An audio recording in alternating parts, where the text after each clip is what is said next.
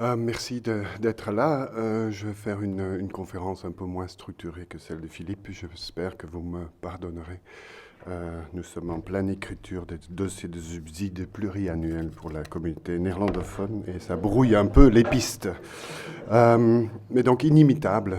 Vous avez, je vais aussi faire comme Philippe, ça je trouve très gratifiant.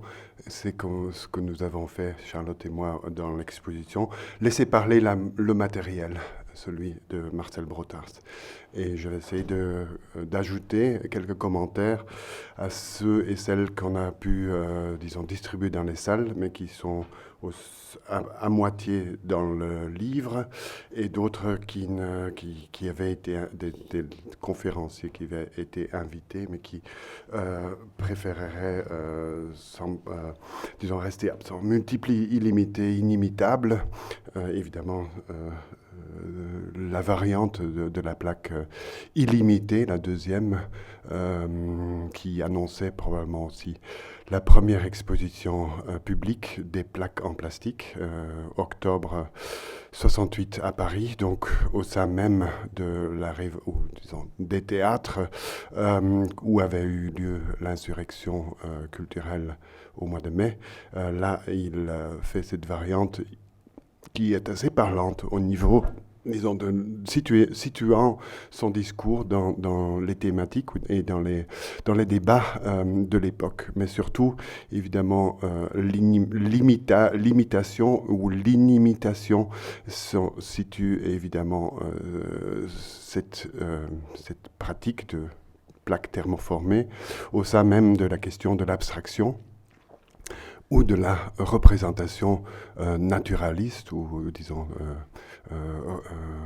reconnaissable d'une réalité quelconque. Donc il se situe au sein même des débats esthétiques et d'ontologie qui règnent toujours et qui auront toujours une valeur.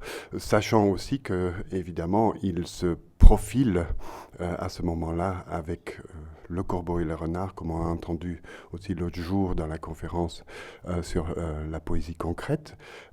Avec le corbeau et le renard, il se situe au sein même de la naissance de l'art conceptuel, un adieu, disons, ou un départ de l'art, ce qu'on appelle aujourd'hui minimal, mais qu'on pourrait appeler structuraliste, et évidemment au sein de ces mouvements-là, l'imitation n'est plus du tout de mise question de l'abstraction, et ou appelons-le d'objectification ou de rationalisation des représentations, pour ne pas dire un départ vers une abstraction de réduction auquel Brotars n'adhérera jamais, je dirais, et parce qu'il dit dans un travail de l'époque, il n'y a pas de structure primaire en se délimitant évidemment de la définition de Solowit ou des minimalistes de l'année auparavant, que sous-jacent à l'art, il y a des structures primaires, citant par la suite Platon. Multiple inimitable, évidemment, va aussi mettre le jalon là où le langage, ou la langue, ou l'écriture, le langage prend le devant sur, évidemment, la question de la représentation, ou les questions de la représentation.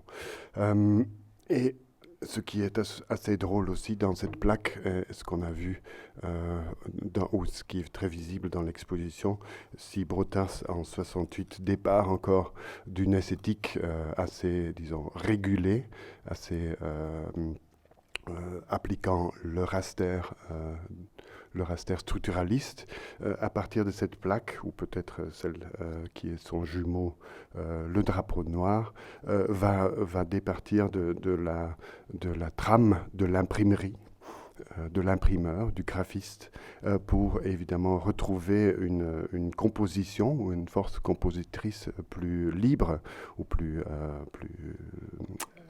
improvisé, celui qui le rapproche, je dirais, de la peinture, un mot qui s'applique, je crois, difficilement au travail de Marcel Brotars, mais qui est quelque chose que Charlotte et moi, on a cherché à souligner aussi dans l'exposition à quel point les plaques en plastique ont non seulement le format d'un tableau, disons, de chevalet, mais aussi que la technique du plastique rehaussé et puis polychromé donne à ces plaques une valeur picturaliste assez prononcée.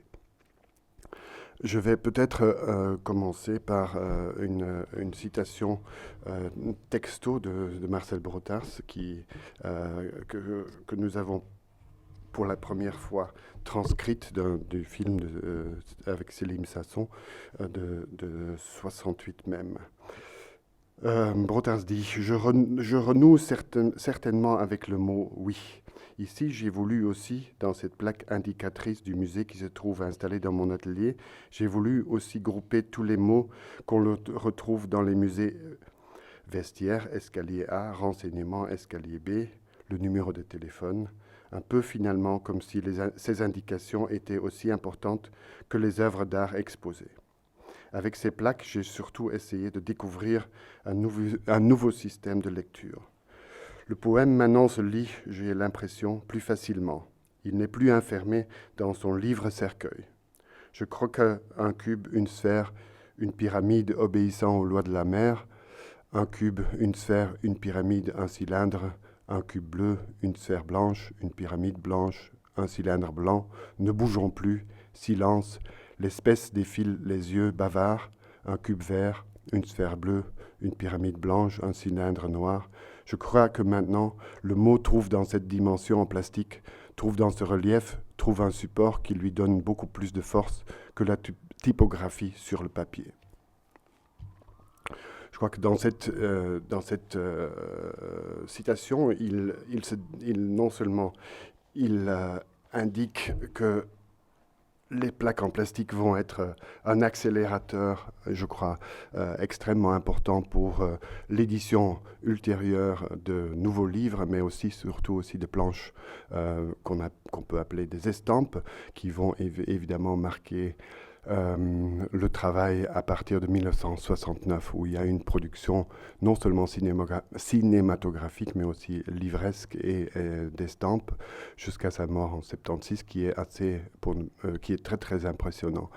Les plaques, comme on a vu quelques constats que nous avons qui nous ont guidés, Charlotte et moi, c'est que ce qui se disait évidemment avant nos recherches, c'est que Benjamin Buchloh avait encore remarqué que les plaques avaient été produites de 68 à 70, ce qui est donc pas vrai, c'est jusqu'en 72, ce qui fait les plaques le groupe de travaux qu'il maintient, qui poursuit le plus longtemps dans sa production artistique, je dirais.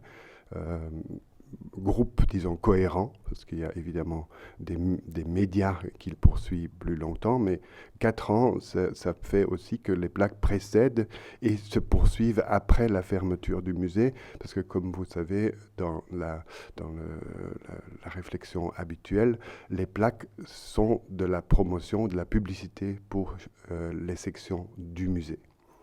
Nous avons aussi dans notre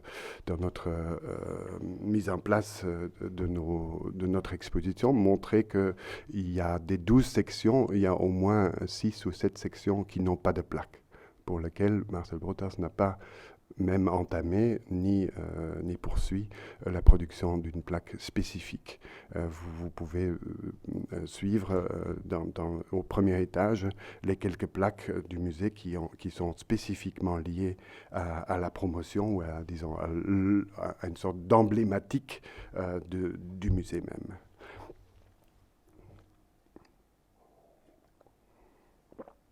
Autre élément qui est assez important, c'est 2 éléments illimités, pour lesquels la légende disait aussi que 2 collectionneurs qui avaient été instrumentaux pour la production, pour pouvoir pré-produire les moules et donc les plaques, Easy Fissmann et Herman Dalet.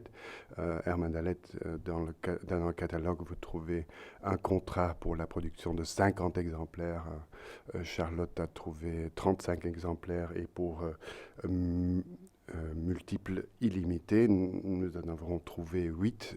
Ça aurait été plutôt Easy Fissmann qui les aurait pré-produites. Donc dans la légende, les deux collectionneurs n'ont pas systématiquement acquis numéro 1 ou numéro 2. Ils ont probablement fait ça pendant quelques temps, 68-69. Ce qui me paraît logique, c'est qu'après le départ de Brotars en 70 pour Düsseldorf, que le contact, disons probablement très, très intime entre Brotars et ses deux collectionneurs, évidemment, la distance va jouer et aussi l'intervalle de production va probablement changer profondément. Il y a aussi quelque chose qui est de l'ordre, qui a été évoqué, qui est de l'ordre, disons, plus théorique. Nous avions invité, ou nous avons voulu inviter une des auteurs qui a le plus travaillé sur les plaques ou sur l'écriture, qui est bruxelloise et qui a été instrumentale pour la théorisation du travail de Marcel Brotars, Birgit Pelzer, qui a fait je crois, 5-6 essais, et qui est la première à avoir élaboré le plus sur en fait la spécificité ou la technologie et les implications théoriques de la technologie appliquée par Marcel Brotars. Permettez-moi de faire hommage à Birgit, qui ne voulait pas intervenir encore une fois parce qu'elle pense qu'elle a tout dit, où elle a tout écrit, ce qu'elle devait écrire. Permettez-moi de m'approprier de ces paroles et de vous lire les passages dans deux catalogues qui s'appliquent aux plaques en plastique. Poèmes industriels. La même année, 1968, Marcel Brotars expose une série de plaques moulées en plastique sous le titre « Multiplié, inimitable, illimité ».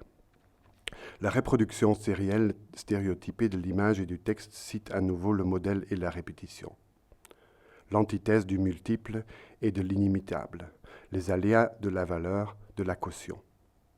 Dans une lettre ouverte du 19 septembre 1968, Brotars dit à son propos « Jouer sur la réalité et sa représentation à partir d'une technique industrielle.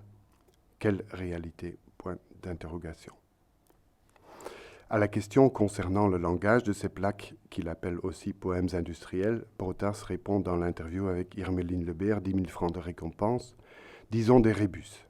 Et le sujet, une spéculation sur une difficulté de lecture entraînée par l'emploi de ce matériau. Nous retrouverons le thème du rébus, les difficultés de lecture, la variation des modalités du sens, le refus de délivrer un message clair. Brotars poursuit à propos du déchiffrage de ces plaques et de l'attitude négative qui lui apparaît le propre de l'attitude artistique. Ne pas situer le message entièrement d'un côté, image ou texte, c'est-à-dire refuser la délivrance d'un message clair. Il ne peut y avoir de rapport direct entre l'art et le message, et encore moins si le message est politique, sous peine de se brûler à l'artifice, de sombrer. La méprise à l'égard des mots et de ce qu'ils véhiculent comme effet de sens conduit à se fier à la matérialité de la lettre. La lettre, c'est du signifiant, mais débarrassé du sens. Attrapé ailleurs que dans sa fonction d'effectuer des significations. Le travail de Brotars épelle successivement les fonctions de la lettre. La lettre se trouve dédoublée entre ces deux natures, celle du message et celle du déchet. Par là même, il apparaît que c'est la matérialité de la lettre qui la lie à un aveuglement, à une méconnaissance. La lettre chiffre et demande à être déchiffrée. La lecture appelle l'écriture. Brotars insiste, l'écriture c'est le caractère. L'écriture d'emblée prend le langage à l'extérieur du sens, alors que dans la parole importe l'effet de sens. Quand on ne comprend pas, il y a un effet d'écriture. L'écriture ainsi pose la question de savoir comment ça prend sens, d'où ça prend sens.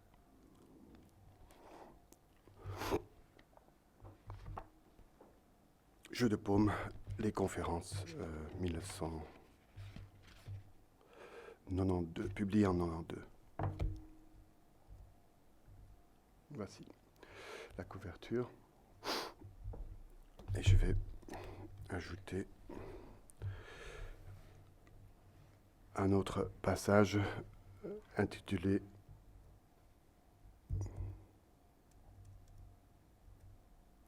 L'indice de l'échange. La pratique de Marcel Brotars, poète, qui décide fin 1963 de passer dans le champ des arts plastiques en plâtrant les 50 invendus de son dernier recueil de poèmes, Pense bête, s'inscrit dans le prolongement du langage.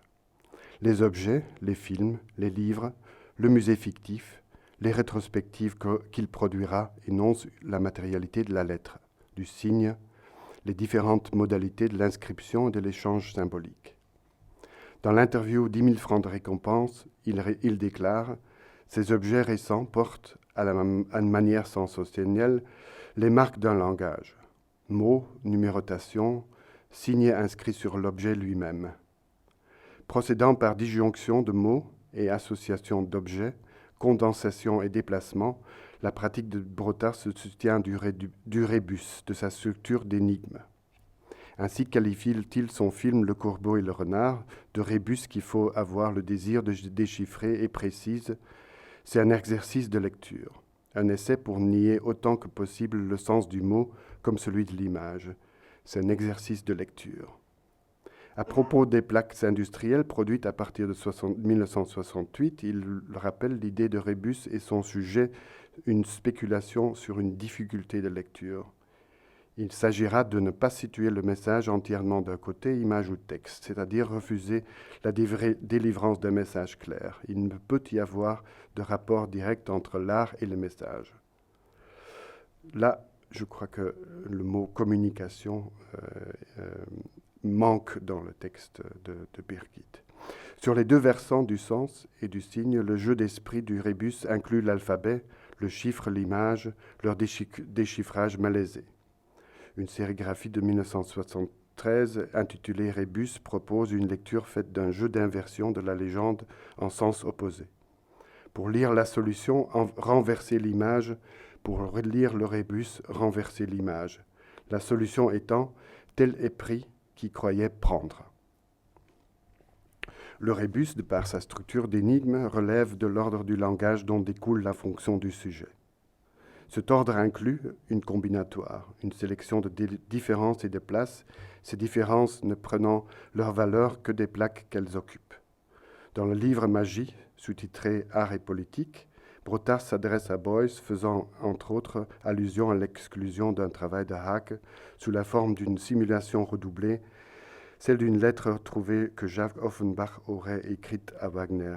Le recours au message chiffré entérine que le sujet, d'être représenté par les mots, pris à son insu dans la chaîne signifiante, se trouve par la même divisé. Brotars a marqué l'insertion structurelle du sujet dans le langage et ses paradoxes. Si le sujet advient par le langage, il s'y perd de n'y être que représenté. Mais il dispose tout à la fois, par rapport à cette représentation, d'une marge, d'un recul énonciatif. Si sa rhétorique prend donc appui sur la feinte constitutive du langage, c'est afin d'élucider les différentes conditions de la vérité. En effet, une des modalités possibles du rapport du sujet au langage est la feinte. Le sujet parlant peut non seulement feindre, mais aussi feindre de feindre. Sur le mode de l'humour, Brotars utilisera donc le leurre et le semblant constitutif du discours, tant dans son œuvre plastique que dans ses écrits, des interviews imaginaires aux lettres ouvertes et dans la mise en place de son musée fictif. Le rébus structurera aussi ce qui, pour Brotars, fait le support d'une définition, d'une déclaration. Lors de la dernière exposition, l'Angelus de Daumier, dans une note sur le sujet, nous retrouvons l'idée du message chiffré. Une malle en osier est dite contenir des messages à moi confiés par l'État d'un autre hémisphère. Ils sont cachés là selon les principes de la lettre volée et du manuscrit trouvé dans une bouteille. La note poursuit, la place ici pour une retranscription fait défaut. Par une économie de l'ajournement du sens à travers les registres de l'équivoque et de l'élision, Brotars tente de cerner la place mouvante de la vérité. Il cherchera à matérialiser dans son œuvre plastique ce système de position où le sujet, de se ranger sous un signifiant, se trouve déporté vers un autre. Sa pratique procède ainsi d'un lien particulier à la fiction qui lui permettrait de serrer, d'assigner ce noyau informulable qui est le réel. Merci Birgit pour ces paroles extrêmement incisives, je dirais, parce que le mot incisif est évidemment, nous l'avons aussi emprunté à un livre qui est publié l'année auparavant, ça s'appelle De la grammatologie par Jacques Derrida. Je crois avoir vu passer aussi un dédicace à Jacques Derrida. Et Derrida, évidemment, dans son livre sur le langage, mais surtout sur l'écrit et l'origine de l'écrit, pointe sur le fait que le langage a été fixé pour la première fois dans les glyphes, donc dans les plaques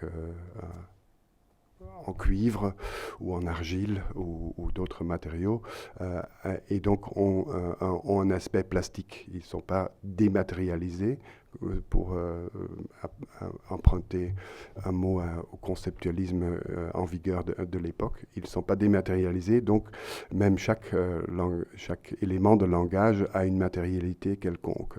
Le glyphe, évidemment, n'a pas une matérialité positive, il a une matérialité négative, ce qui est assez parlant pour les plaques en plastique. Vous connaissez l'anecdote que Brotars dit que pour les Belges, ça semble très humoristique, que les plaques sont produites comme des gaufres, donc comme des gaufres belges. Donc cette allusion à une nationalité belge qui est récurrent aurait été amplifié.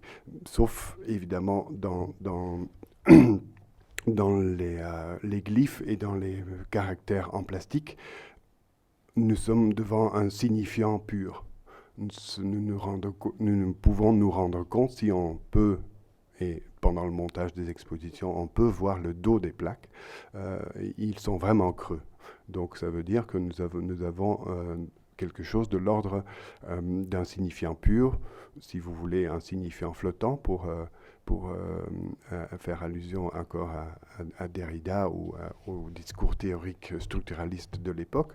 Donc un signifiant qui ne se laisse pas régimenter ou qui ne se laisse pas organiser de façon disciplinée par la sémantique ou la grammaire ou les règles et les lois de l'alphabet ou les lois d'un langage quelconque. Donc évidemment, nous sommes proches de ce que Philippe Tack a aussi pointé, de l'isolation non seulement d'un mot, mais aussi d'un caractère, de l'isoler quasiment pour sa portée et pour sa suggestivité propre, malarméienne, quasiment des éléments, les éléments plastiques ou les éléments matériels, les signifiants constituant le langage, contredisant évidemment par là même une approche beaucoup plus positiviste et beaucoup plus, je dirais, même idéaliste, même si le mot doit être provocateur pour les conceptualistes, une approche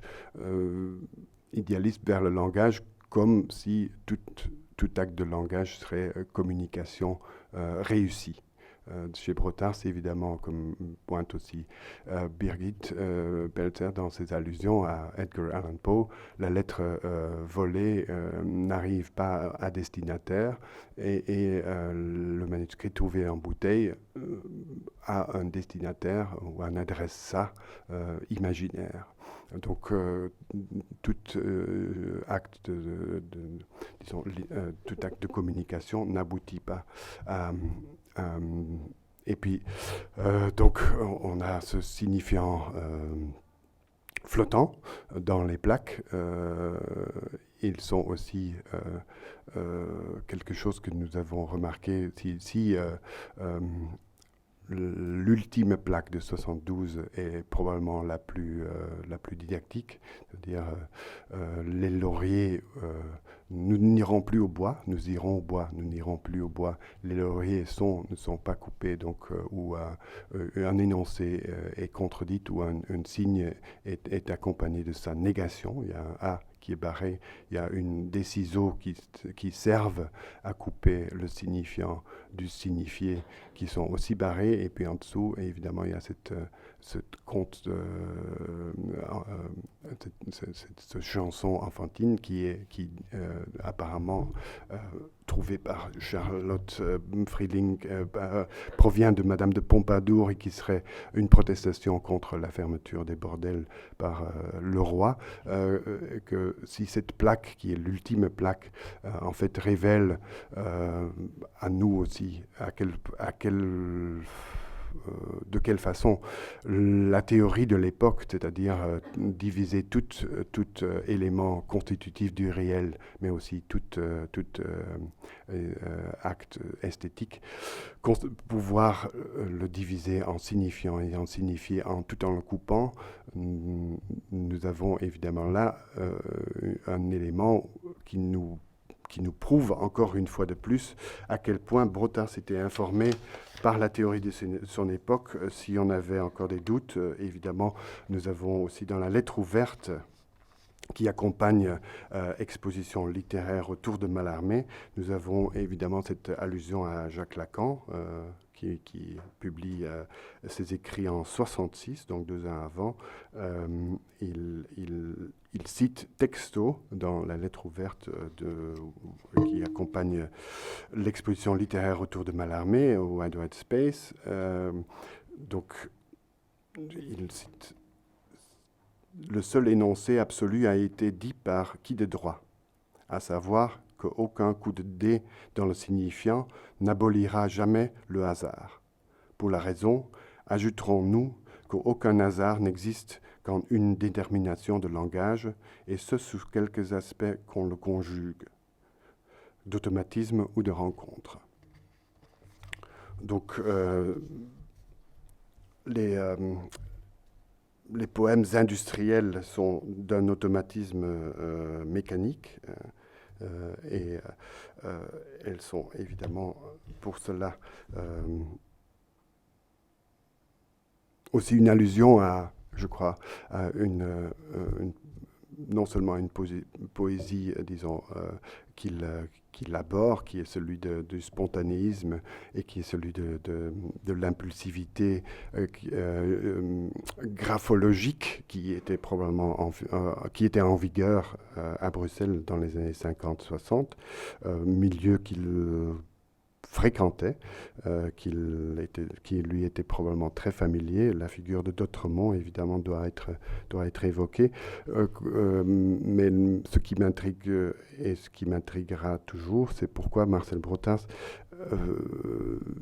ne s'est jamais approché de ce milieu, disons, qui juge, qui fonctionne par une idée de liberté qui serait celui de la spontanéité, mais qui fait recours en fait à quelque chose de beaucoup plus contrôlé que celui de la composition de texte, composition de langage assez, disons, à froid, même, dirais-je,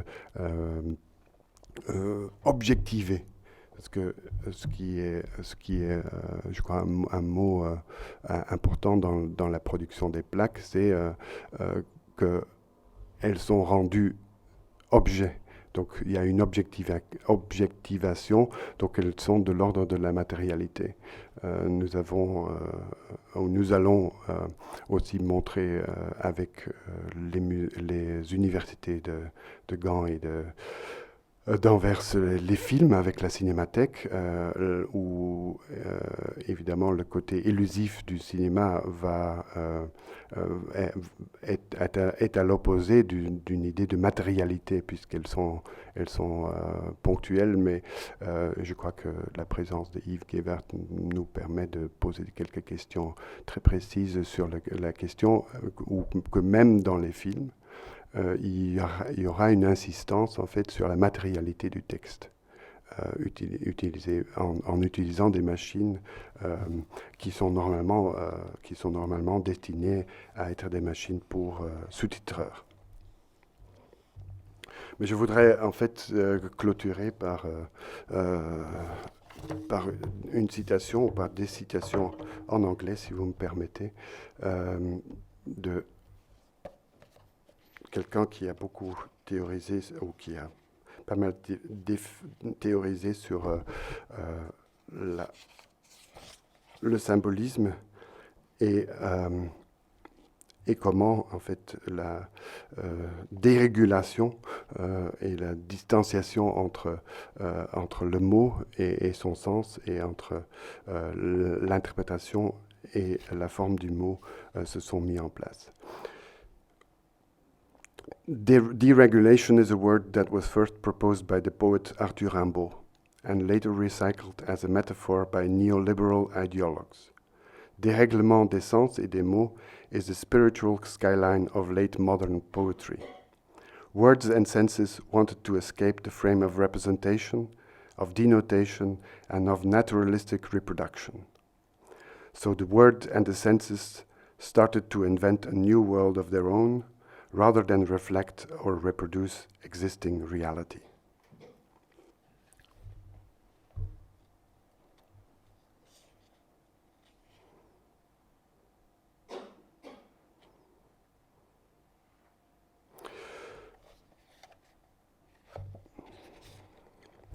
The dereferentialization of language, the emancipation of the linguistic sign from the referent, that was the operation of symbolism, and that was the hallmark of poetic and artistic experimentation with language in the 20th century, has something to do with a transformation in the relation between the economy and the monetary exchange that occurred in the last part of the century.